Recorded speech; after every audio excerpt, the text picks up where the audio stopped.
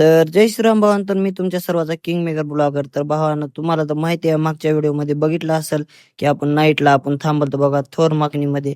मग काय सकाळ सकाळी 5:30 वाजता काम ते झालं, मग निघालतो आपल्या ओलांडीकडं. मग ओलांडीला आल्यानंतर साहेबाला ते घरी सोडलं आणि निघालतो बघा आपल्या कॅम्पकडं. तर काय भावानं जाऊन येऊ जिकून एवढी गर्दी बेकार पडेल ती का नाही पंपावर, इथंच म्हणून नाही सगळीकडेच झालं असं.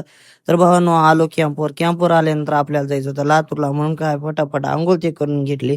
अंघोळ ते करून घेतल्यानंतर नाश्ता ते केला. नाश्ता ते करून आपल्याला निघायचं होतं बघा लातूरला.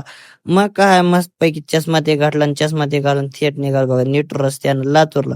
मग लातूरमध्ये आल्यानंतर राजीव गांधी चौकात आपलं शारदा भवन आहे. मग तिथं आलो. तिथं आल्यानंतर काय आपल्याला न्यायचे होते इथून लॉगबुक. मग लॉगबुक ते घेतलं. लॉगबुक ते गाडीमध्ये ठेवलं आणि लॉगबुक ते घेऊन थेट आलो बघा आपण सोनोती कॅम्पला. कारण की इथून आपल्याला न्यायचे होते इंजिन, कारण की तिथं मोटरी ते होत्या. इथून न्यायचं होतं तिकडं टायर ते.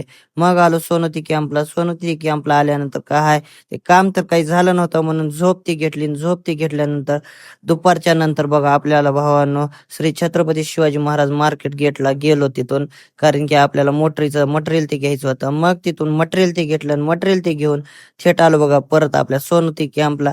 मग सोनोती कॅम्पला आल्यानंतर त्यांनी काम ते सुरू केलं आणि काम ते सुरू केल्यानंतर आपण तिथं ते सगळं मटेरियल ते ठेवलं आणि थेट आलो बघा सागर कार डेकोरला. कारण की आपल्या गाडीमध्ये टाकायचा होता साऊंड.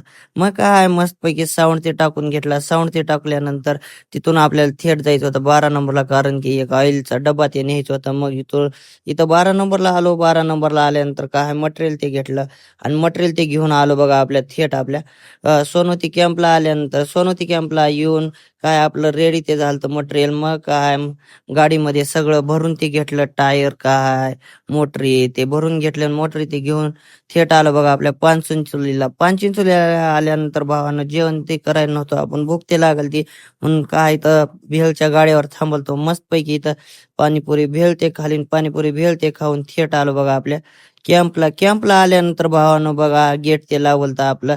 मग काय गाडी ती लावली आणि गाडी ते लावून आपल्याला आल्यानंतर जेवण ते करायचं होतं. तर भावानं गाडी ते साईडला लावली आणि मस्तपैकी गेलो आपल्या रूम मध्ये. तर भावानं व्हिडिओ आवडला असला तर लाईक शेअर सबस्क्राईब करायला विसरू नका. तर भेटूया नेक्स्ट मिनी ब्लॉग मध्ये. Bye bye.